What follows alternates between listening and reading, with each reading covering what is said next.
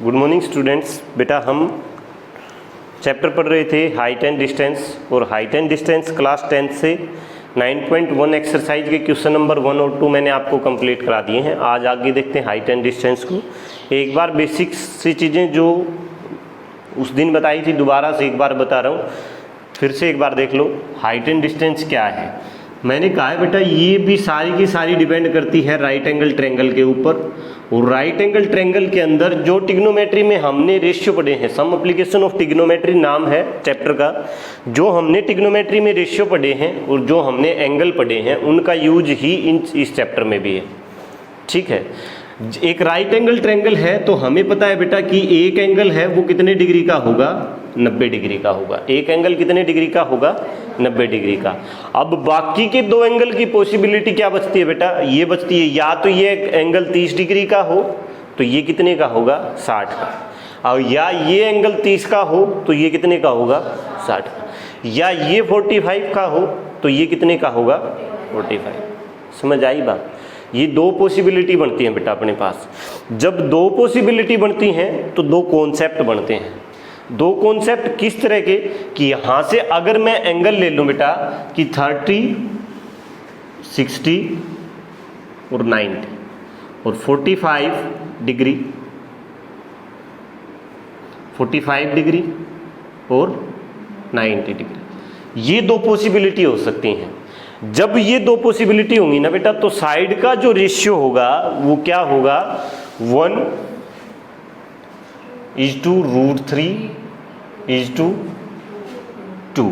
ये साइड का रेशियो होगा 1:√3:2।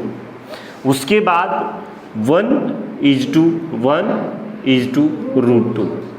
ये कॉन्सेप्ट फर्स्ट और ये कॉन्सेप्ट सेकंड। ये दो पॉसिबिलिटी हो सकती हैं। जब ये दो पॉसिबिलिटी होंगी तो ये साइड के रेशियो आपके सामने मैंने लिख दिए हैं, ये साइड के रेशियो होंगे। समझ आ गई है बात। जब भी एंगल इस प्रकार के होंगे तो साइड के रेशियो ये होंगे, जब एंगल इस प्रकार के होंगे तो साइड के रेशियो ये नीचे वाले होंगे। समझ आ गई है। यहाँ तक कोई समस्या है तो बताओ। अब मैंने ये कहा बेटा जो एंगल लिखा है उसके सामने वाली वैसी भुजा है। जैसे सी के सामने की साइड को क्या कहेंगे, सी साइड बोलेंगे। ठीक है, ए के सामने वाली साइड को क्या बोलेंगे, ए साइड बोलेंगे, और बी के सामने वाले एंगल की साइड को क्या बोलेंगे, बी साइड बोलेंगे। समझ आई बात। यानी जैसा एंगल उसके सामने वाले का रेशियो वही होगा। जैसे मैं कहूँ कि यहाँ पे 30 डिग्री है तो 30 डिग्री का रेशियो सामने कितना है, ए 1 है, तो 1 कहाँ पे लाई करेगा, यहाँ पे। ठीक है, बी पे। ये बी साइड का रेशियो कितना है, 1। उसके बाद मैं कहूँ कि ये 60 का है तो 60 का रेशियो कितना होता है बेटा, √3। तो √3 कहाँ पे लाई करेगा, यहाँ पे, ए, यानी ये साइड √3 है। उसके बाद 90 कौन है, सी, तो इसका मतलब ये वाली साइड कितनी है, 2 है। ये रेशियो आ गया साइड का, क्या आ गया, साइड का रेशियो आ गया। अब यहाँ से आप कोई भी क्वेश्चन सोल्व कर सकते हो, कोई भी क्वेश्चन। पहला क्वेश्चन क्या था, एक बार दोबारा से क्लास 10 का मुझे बताना एक बार, क्या था पहला क्वेश्चन। मैथ है किसी के पास, मुझे दे दो।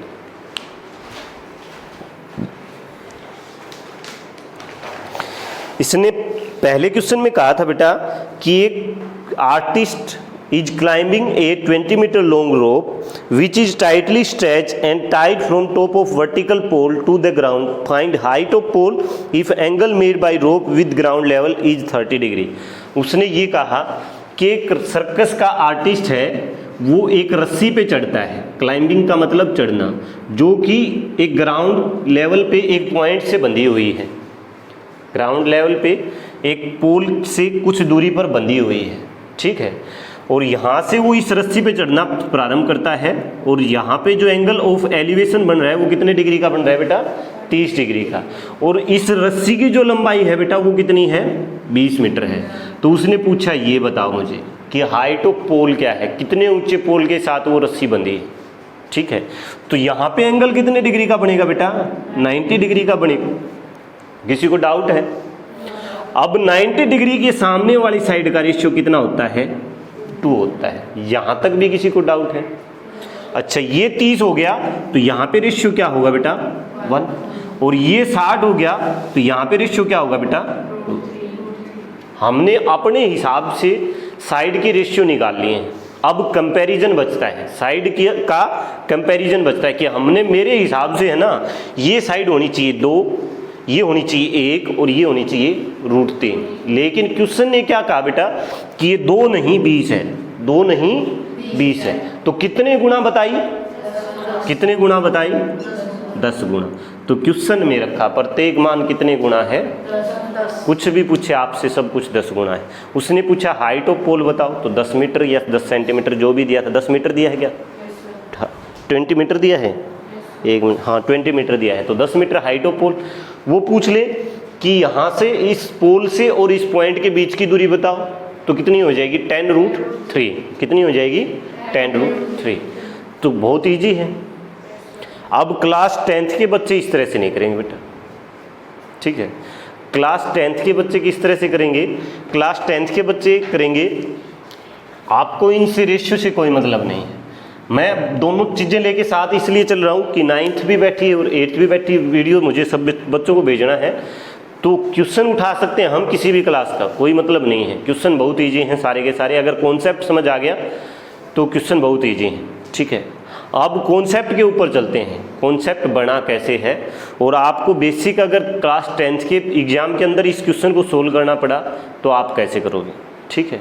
अब देखो बेटा, आपको वो 2 साइड यूज करनी है, एक जो दी है और एक जो निकालनी है, उन साइड का रेशियो यूज करना है। तो मुझे दिया क्या है, यहाँ से देखोगे 90 डिग्री के सामने वाली भुजा, और ये क्या होती है हाइपोटेन्यूज, और निकालना क्या है परपेंडिकुलर, निकालना क्या है परपेंडिकुलर। यानी मुझे हाइपोटेन्यूज और परपेंडिकुलर का यूज करना है। तो P/H रेशियो में यूज कर लूँगा, या H/P कर लो, कोई फर्क नहीं पड़ेगा, ठीक है। P/H, P मुझे निकालना है, H मुझे दिया है। P को क्या लिखूँ मैं, ABC ट्रायंगल को नाम दे लेते हैं। P है AC, P क्या है AC, और H क्या है बेटा AB, क्या है AB। अब P/H क्या होता है, रेशियो किस, ट्रिग्नोमेट्री रेशियो में P/H किसका रेशियो होता है, किसको बोलते हैं P/H, साइन थीटा को क्या बोलते हैं P/H बोलते हैं। यानी साइन थीटा हो जाएगा अपने पास, और यहाँ पे थीटा की वैल्यू उसने कितनी बता दी बेटा 30 डिग्री बता दी, साइन 30, और ये हो जाएगा AC अपॉन में क्या बेटा AB। अब साइन 30 कितना होता है बेटा 1/2, और ये AC हमें निकालना है, और AB कितना दिया है बेटा 20, ठीक है। अब इसको सोल्व करेंगे तो देखो ये इक्वल है, ये इस तरफ जाके ये डिवाइड में है, मल्टीप्लाई में हो जाएगा 2 इंटू में AC इज इक्वल टू कितना आ जाएगा बेटा 20 मीटर। तो AC की वैल्यू कितनी आ जाएगी अपने पास 20 अपॉन में 2 कितना आ जाएगा बेटा 10 मीटर। ये वे आप करोगे जनरल मेथड, जिसको आप क्लास 10th के लिए यूज करोगे, ये जनरल मेथड है, ठीक है। दोनों तरीके से क्वेश्चन समझ आना चाहिए। जो बच्चे बैठे हैं कंपटीशन वाले, जो जिनको कम्पिटिटिव मैथ पढ़ना है, उनके लिए भी टॉपिक इम्पोर्टेंट है, और साथ में सिलेबस भी पढ़ रहे हो। समझ आ रही है बात। कम्पिटिटिव एग्जाम्स में और सिलेबस में अंतर यही होता है बेटा, समय का अंतर, ठीक है। यहाँ से हम डायरेक्ट रेशियो याद रख लेंगे साइड का, तो अपना काम होता चलेगा, कुछ भी नहीं है, सारे क्वेश्चन चुटकियों में हो जाएंगे, ठीक है। और इस तरह से करोगे तो जनरल मेथड है बेटा, करना पड़ेगा, क्लास 10th है तो एग्जामिनर मानेगा नहीं साइड की रेशियो, ठीक है। तो आपको इस तरीके से भी सीखना पड़ेगा क्लास 10th के लिए। तो समझ आ रही है बात, पक्का फर्स्ट क्वेश्चन समझ आया। उसके बाद दोबारा से देखो क्वेश्चन नंबर 2। क्वेश्चन नंबर 2 में क्या कहा है, क्वेश्चन नंबर 2 में कहा है बेटा, a tree breaks due to storm and broken parts bend so that the top of tree touches the ground making an angle of 30 degree with it. The distance between the foot of the tree to the point where the top touches the ground is 8 metre. Find height of tree. The distance between the foot of tree to the point where the top touches of tree. देखो बेटा, ये कह रहा है कि एक इस तरह का पेड़ है और तूफान के कारण ये बीच में से टूट गए और इस तरह से ग्राउंड को टच कर गया, ठीक है। और यहाँ से इसके रूट से और इस पॉइंट के बीच जहाँ पे उसने टच किया ग्राउंड को, ये जो दूरी है ना, ये जो दूरी है वो कितनी है, 8 मीटर है। कितनी है, 8 मीटर। हमें निकालना क्या है कि ये पूरा ट्री कितना लंबा था, इस ट्री की लंबाई क्या थी। यानी मुझे ये निकालना है बेटा यहाँ से लेकर यहाँ तक इसकी लंबाई क्या है। अब मुझे पता है ये एंगल कितने डिग्री का है बेटा, 90 डिग्री का। और उसने ये बताया है कि ये एंगल जब टच कर रहा है तो एंगल बना रहा है कितने डिग्री का, 30 डिग्री का। कितने डिग्री का, 30 डिग्री का। ठीक है, अब मुझे ये चीज़ देखते ही मेरे दिमाग में फिर से रेशियो क्लिक करना चाहिए, 1:√3:2, क्योंकि 30-60 वाली प्रॉपर्टी है, 30-60 एंगल का यूज है। जब 30-60 एंगल की बात है तो रेशियो साइड क्या होता है बेटा, 1:√2:2। सो 1:√3:2। ठीक है, अब मैंने देखा 90 डिग्री के सामने वाला जो रेशियो होता है वो क्या होता है बेटा, 2। यानी इस साइड का, इसको नाम दे लेते हैं ABC और इस पार्ट को D। अब मुझे निकालना CD है। जब मैं CD निकालूंगा तो मुझे ये पता है बेटा ये पार्ट टूट के इधर आया है ना, ये पार्ट टूट के इधर आया है, तो इसका मतलब मुझे ये भी निकालना है और ये भी निकालना है। समझ आई बात। इसको जोड़ देंगे तब पूरा ट्री खड़ा हो गया, फिर से ट्री को जोड़ दोगे तब फिर से पूरा ट्री बन गया। ठीक है, तो यही काम करना है। तो देखो एक बार यहाँ पे देखा मैंने 90 डिग्री है तो इसके सामने का रेशियो कितना बेटा, 2। 30 डिग्री के सामने का रेशियो बेटा 1। यहाँ पे कितनी डिग्री बच गया, 60 डिग्री। और 60 डिग्री के सामने का रेशियो कितना, √3। मैंने तो अपने हिसाब से तीनों साइड निकाल दी। जिस रेशियो का मुझे पता होता है कि जब ये एंगल होंगे तो ये रेशियो होगा। अब लेकिन क्वेश्चन ने क्या कहा कि बेटा ये जो साइड है वो √3 नहीं है, कितनी है, 8 मीटर है। √3 की वैल्यू कितनी बताई, 8 मीटर बताई। तो 1 की वैल्यू कितनी आएगी बेटा, 8/√3 आएगी। 1 की वैल्यू कितनी आएगी, 8/√3। यानी इसकी वैल्यू आ गई मेरे पास यहाँ से लेकर यहाँ तक कितनी, 8/√3। अब 2 की वैल्यू कितनी आएगी, 2 की वैल्यू आएगी 2 से मल्टीप्लाई 16 अपॉन में क्या बेटा, √3। ये 16 बटा कितना आ जाएगी, √3। अब मुझे तो पूरे पेड़ की लंबाई बतानी थी, तो ये भी 8/√3 भी और 16/√3 भी, इन दोनों को जोड़ दूं तो पूरे पेड़ की लंबाई आ जाएगी। तो 8/√3 और प्लस में क्या बेटा, 16/√3। 8 जब डिनोमिनेटर सेम है तो डायरेक्ट जोड़ सकते हैं। 8 और 16 कितना होता है बेटा, 24। 24 बटा कितना, √3। अब मैंने ये बता रखा है आपको कि डिनोमिनेटर में रूट नहीं छोड़ते हैं। ठीक है, रूट हटाना है तो क्या करते हैं, न्यूमिनेटर को रूट वाले नंबर से मल्टीप्लाई और डिनोमिनेटर को भी रूट वाले नंबर से मल्टीप्लाई। अब इससे क्या होता है कि जब दो सेम नंबर की मल्टीप्लाई रूट वाले की करते हैं ना हम, तो वो पूरा नंबर बन जाता है, होल नंबर बन जाता है, पूरा नंबर हो जाएगा। कैसे, देखो जब मैं कहूँ √7 इंटू में √7, इसका मतलब ये है बेटा 7 की पावर 1/2 इंटू में 7 की पावर 1/2। और जब दो नंबर मल्टीप्लाई में है और दोनों का बेस सेम है तो पावर क्या हो जाती हैं, ऐड हो जाती हैं। पावर क्या हो जाती हैं, ऐड। बेस सेम है, मल्टीप्लाई में है तो पावर ऐड हो जाती है। तो हाफ और हाफ कितना जी, 1। 7 की पावर 1 कितना होता है बेटा, 7। ठीक है, इस प्रकार से चलता है। ये सर्ट्स और इंडिसेज मैं आपको पढ़ाऊंगा, उस समय पे बताऊंगा। जब पावर सेम है तब क्या करते हैं, बेस सेम है तब क्या करते हैं। ठीक है, पढ़ाया हुआ है ना, जिनको नहीं पढ़ाया उनकी बात कर। ठीक, समझ आई है बात। यानी जब दो रूट वाले नंबर की मल्टीप्लाई करेंगे तो एक विदाउट रूट का नंबर बन जाएगा, हाफ पावर 1 पावर बन जाएगी। ठीक है, यानी ये कितना बन जाएगा, 3। और ये कितना हो जाएगा, 24√3 बटा कितना, 3। ये कट जाएगा बेटा कितना, 8 पे। तो 8√3 मीटर क्या आ जाएगी, टोटल हाइट ऑफ ट्री आ जाएगी, 8√3 मीटर। आंसर। कोई समस्या है, नहीं। अब फिर से वही बात कि सर जनरल मेथड से इस क्वेश्चन को कैसे सोल्व करें। ठीक है, क्लास 10th इस क्वेश्चन को कैसे सोल्व करेगी। तो जनरल मेथड से देखो एक बार बेटा,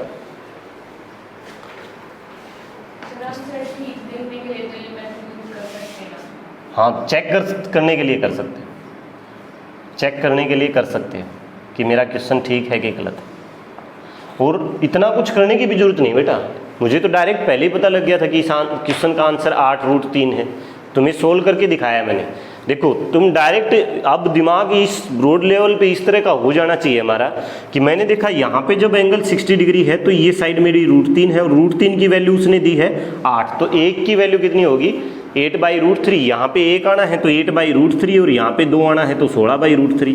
अब इसको जोड़ूंगा तो कितना 24/√3। 24/√3 का मतलब है कि 24 इंटू में √3 और डिवाइड बाई 3 से मैं काटूंगा तो 8 या 24, यानी 8 इंटू में कितना √3 मीटर आंसर। इस तरह से आपको दिमाग के अंदर आपकी कैलकुलेशन चलनी चाहिए, ठीक है, कि मेरा आंसर ही आएगा कन्फर्म।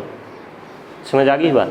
तो दो तरीके आप साथ लेके चल रहे हो। क्लास 10th के लिए भी मैं ये नहीं कह रहा हूँ कि बेटा ये चीज़ सीखनी ज़रूरी नहीं है, ज़रूरी है, क्योंकि आगे हमें कम्पिटिटिव एग्जाम्स के अंदर बैठना है।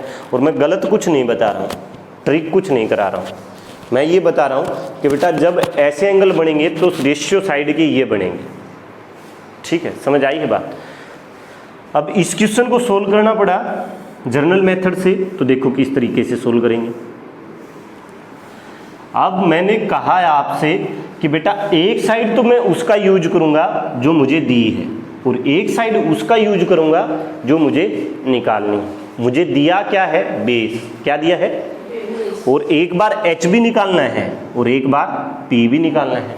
तो पहले b/h निकाल लो। b/h क्या होता है बेटा, b/h क्या होता है, cos थीटा, और cos थीटा में थीटा की वैल्यू कितनी है बेटा 30 डिग्री, और cos 30 कितना होता है बेटा अपने पास √3, कितना होता है √3, और b/h का क्या है, b कितना है अपने पास BC √3/2 √3/2 होता है cos 30, 1/2 हाँ √3/2 होता है। अच्छा B क्या है बेस BC, और H क्या है अपने पास बेटा AB, BC/AB। अब इसको सोल्व करेंगे तो किसकी वैल्यू दी हमें, BC की वैल्यू दी है कितनी है 8, और AB हमें क्या करना है, निकालना है।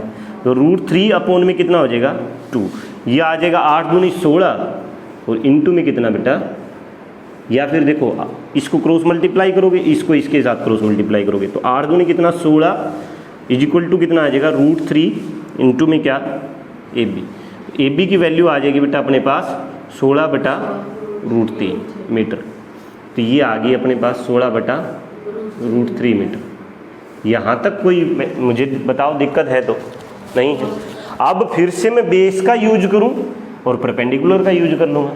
बेस अपॉन में परपेंडिकुलर क्या होता है बेटा, यार है ना वीडियो के अंदर एक बात देखो, बेस अपॉन में परपेंडिकुलर आ रहा है,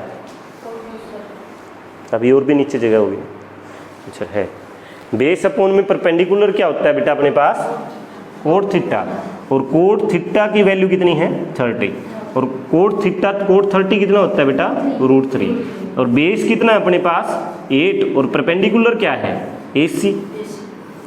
तो अगर मैं इसको भी क्रॉस मल्टीप्लाई करूं तो 8 × 1 और √3 इंटू में क्या हो जाएगा बेटा AC का मान निकालूं तो ये क्या आ जाएगा बेटा 8/√3, तो ये आ जाएगा 8/√3।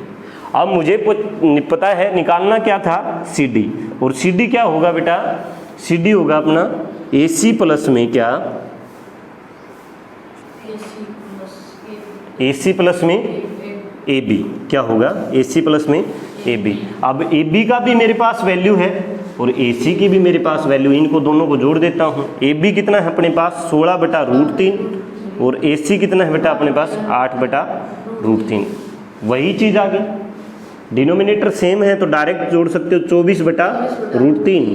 अब रूट नीचे नहीं छोड़ते हैं, रूट से ऊपर मल्टीप्लाई, रूट से नीचे √3 से, ये हो जाएगा बेटा 24√3 और डिवाइड बाई कितना 3 से 8 में कटेगा तो आंसर आ जाएगा बेटा 8√3 मीटर, यानी हाइट ऑफ ट्री कितनी आ जाएगी 8√3 मीटर। ये जर्नल मेथड है, ये क्या है जर्नल मेथड। क्वेश्चन को सोल्व करने का जनरली जो तरीका है क्लास 10th के लिए वो ये है।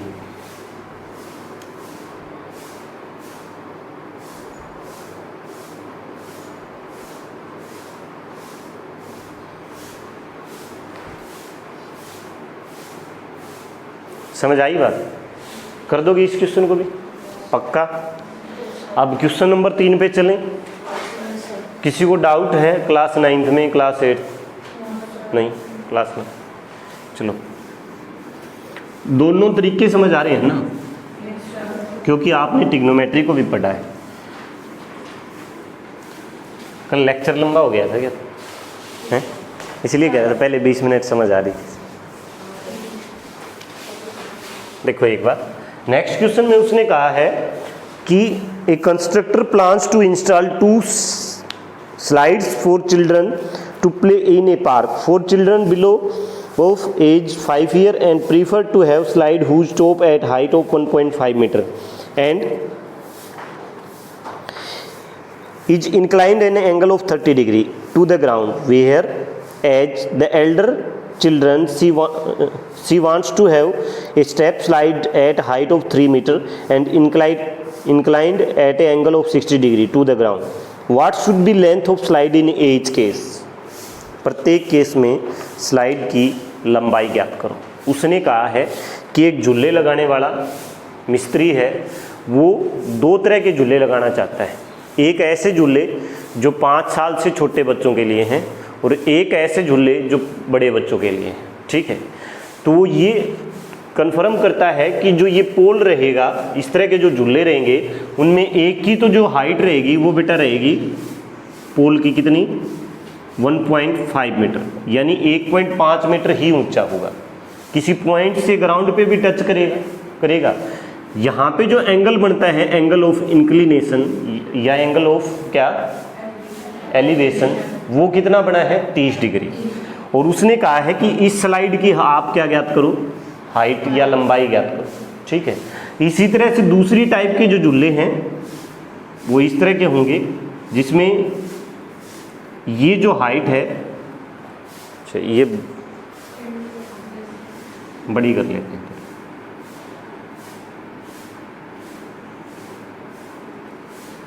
इस तरह के होंगे और इसकी ये जो हाइट है वो 3 मीटर है।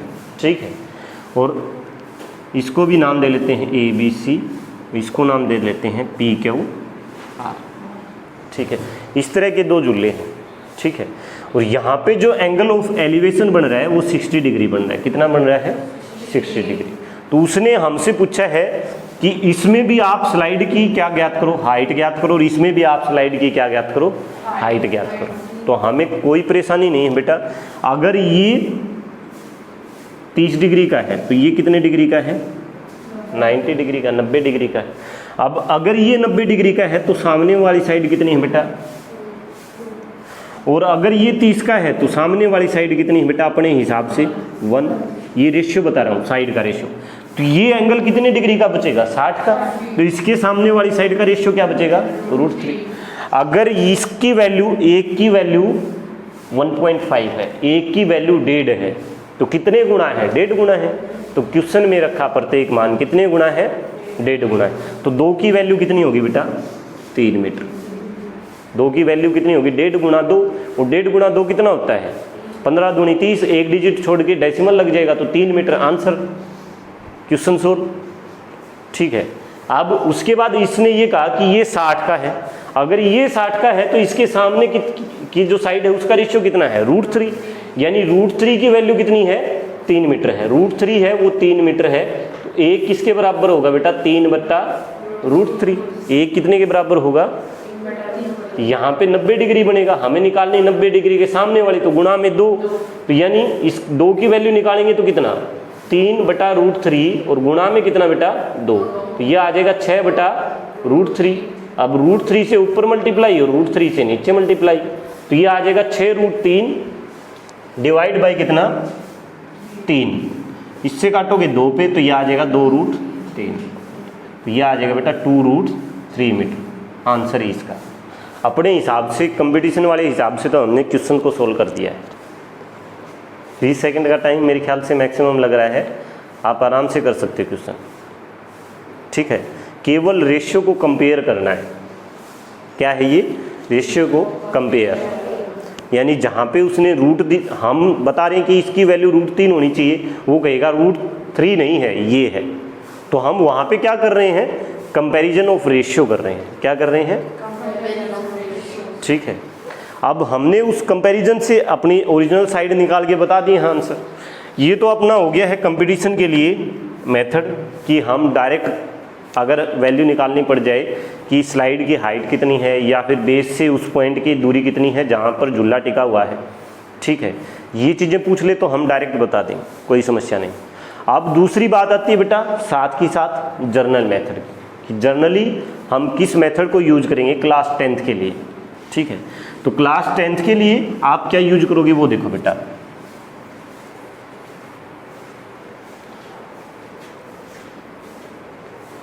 क्लास 10th के लिए बता रहा हूं, मैंने कहा एक तो झूला है जिसकी हाइट है 1.5 मीटर पोल पे है और हमें ये बताना है h बताना है, और ये क्या है अपना b मान लो, इसको a मान लो, इसको c मान लो।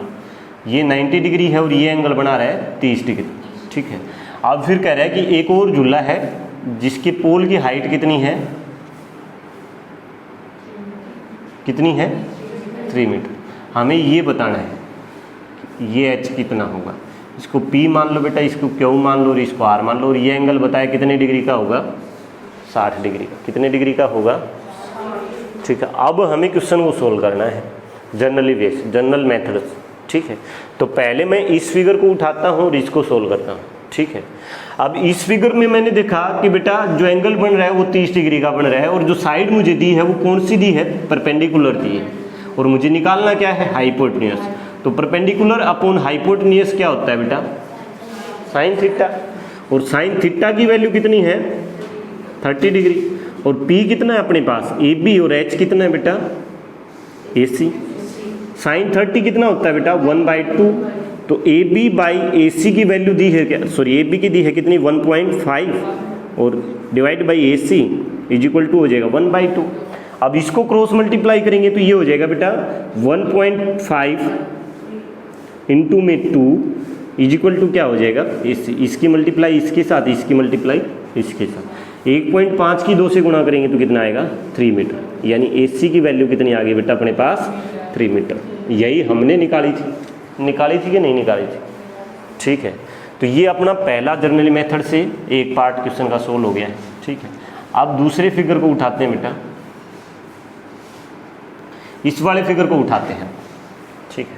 इस फिगर में क्या कहा है उसने कि परपेंडिकुलर अपॉन हाइपोटेन्यूज ही निकालना है। ये किसके इक्वल होगा बेटा, साइन थीटा, और थीटा कितना दिया आपकी बात 60 डिग्री।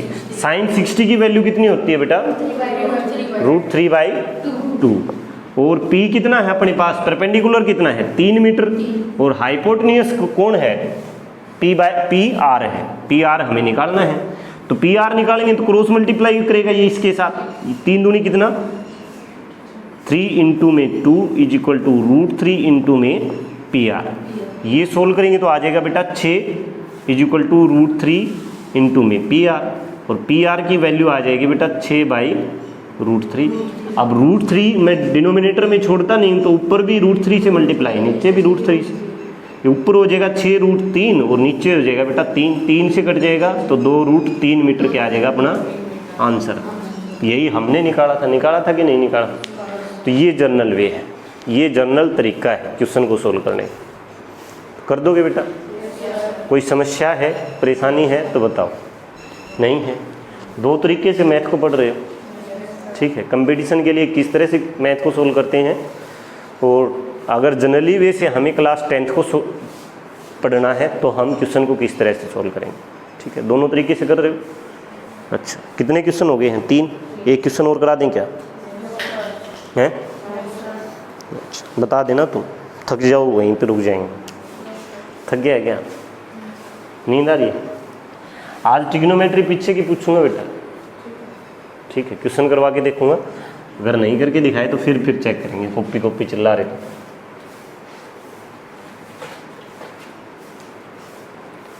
चलो तो नेक्स्ट क्वेश्चन नंबर 4 देखो एक बार। उसने कहा है the angle of elevation of the top of a tower from a point on the ground which is 30 metre away from foot of tower is 30 degree, height of tower. ये तो कुछ भी नहीं है, ये तो क्वेश्चन तुम ही उड़ा दोगे। देखो एक बार उसने कहा है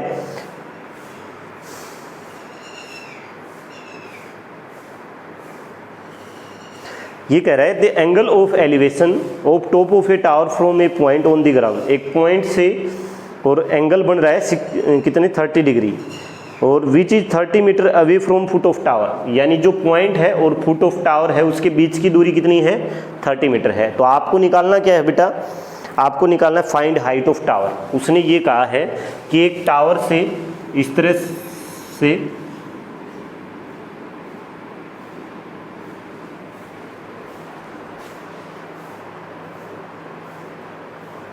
अच्छा इस तरह से कोई एंगल ऑफ एलिवेशन जो बन रहा है, टावर को इस तरफ ले लो, और यहाँ से जो एंगल ऑफ एलिवेशन बन रहा है इस प्रकार से, वो कितने डिग्री बन रहा है, यहाँ पे 60 डिग्री बन रहा है।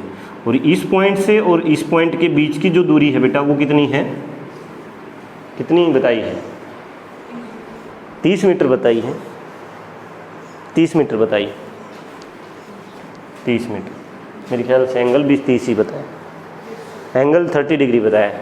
हमें निकालना है 30 डिग्री, एंगल ऑफ एलिवेशन भी 30 डिग्री। हमें निकालना बेटा हाइट ऑफ टावर निकालनी, ABC, इसको नाम दे लेते हैं। तो हमें क्या निकालना है, AC निकालना है। क्या निकालना है, किसी को डाउट है क्वेश्चन में तो बताओ। ये कह रहा है कि 30 मीटर जो डिस्टेंस है वो है foot of tower to a point, ठीक है, एक पॉइंट से और फुट ऑफ टावर के बीच की दूरी है वो 30 मीटर है। एंगल ऑफ एलिवेशन बन रहा है 30 डिग्री का। तो आप बताओ हाइट ऑफ टावर क्या होगी। तो 30 डिग्री के सामने क्या बनता है बेटा, रेशियो 1। अब ये कितने डिग्री का है, 90 डिग्री का है, और 90 डिग्री के सामने रेशियो क्या बनता है बेटा, अब यहाँ पे कितने डिग्री का बनेगा, 60 डिग्री, और 60 डिग्री के सामने रेशियो कितना बनता है, √3। √3 की वैल्यू कितनी है, 30। √3 की वैल्यू है 30, तो 1 की वैल्यू है 30/√3। हमें 1 की बतानी थी तो आ गई है 30/√3। लेकिन मुझे ये पता है बेटा, मैं आंसर लिख देता 30/√3, लेकिन मुझे ये पता है डिनोमिनेटर में रूट वाले नंबर को नहीं छोड़ते हैं, ठीक है।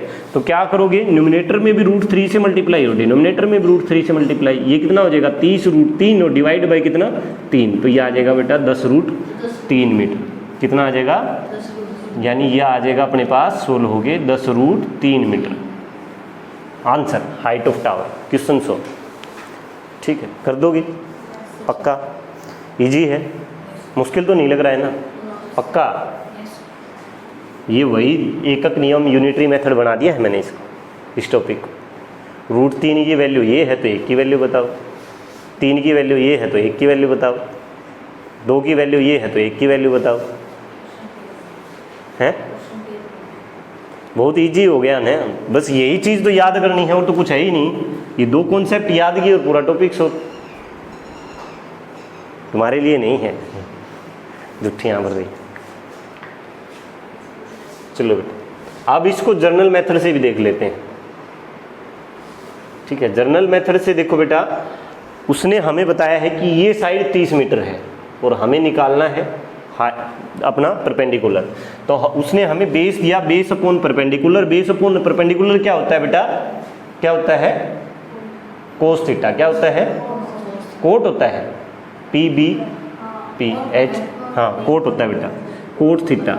और कोट थीटा में थीटा की वैल्यू कितनी है, 30 है, कोट 30। और कोट 30 बी की बेस कितना बेटा 30, और परपेंडिकुलर कितना है अपने पास,